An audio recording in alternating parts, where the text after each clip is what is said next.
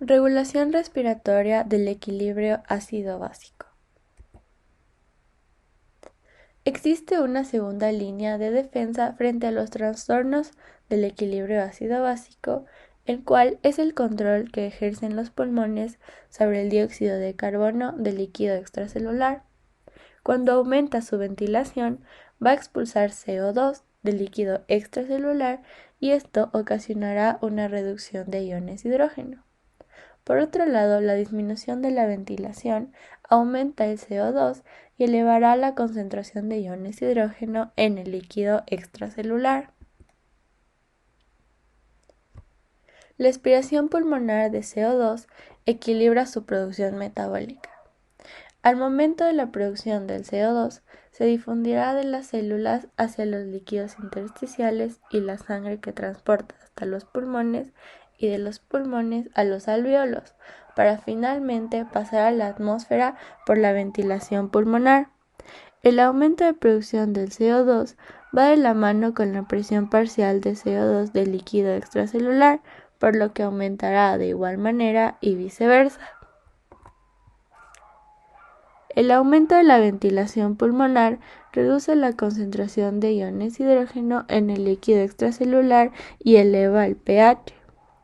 Si la formación de CO2 permanece constante, el único factor que influye sobre la presión parcial de CO2 de los líquidos extracelulares es la magnitud de la ventilación pulmonar. Si mayor es la ventilación alveolar, menos será la presión parcial de CO2, y al momento que se aumentará la concentración de CO2, como sabemos, se elevan las concentraciones de iones hidrógeno y esto dará como resultado una disminución de pH en el líquido extracelular. En la siguiente figura podemos ver cómo cambia el pH sanguíneo gracias al aumento o disminución de la ventilación alveolar. Como los cambios en la ventilación alveolar pueden ser muy grandes, desde 0 hasta 15 veces con respecto a lo normal, es fácil comprender hasta qué punto el aparato respiratorio puede modificar el pH de los líquidos orgánicos. El aumento de la concentración de iones hidrógeno estimula la ventilación alveolar.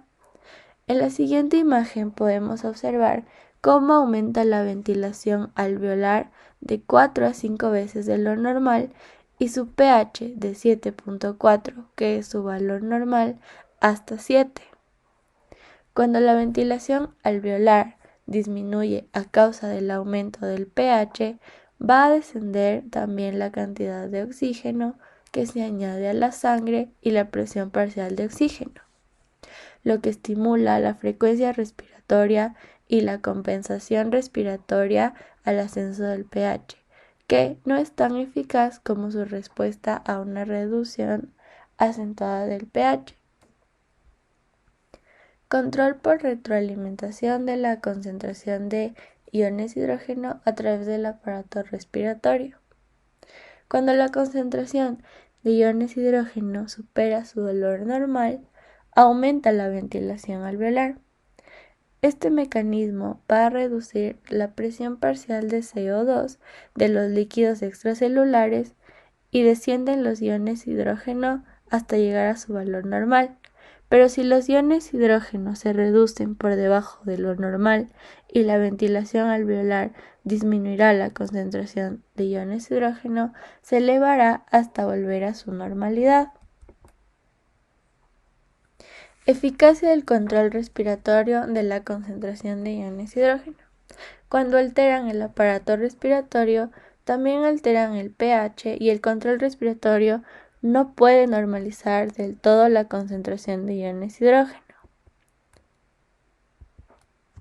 Por otro lado, la potencia amortiguadora del aparato respiratorio será la potencia de amortiguación global del aparato respiratorio, que es 1 o 2 veces mayor que la de todos los demás amortiguadores químicos de líquido extracelular combinados. El deterioro de la función pulmonar puede provocar una acidosis respiratoria. Una alteración de la función pulmonar de tipo enfisema grave hace que disminuya la capacidad de los pulmones para eliminar CO2, lo que provoca una acumulación de CO2 en el líquido extracelular y una tendencia a la acidosis respiratoria.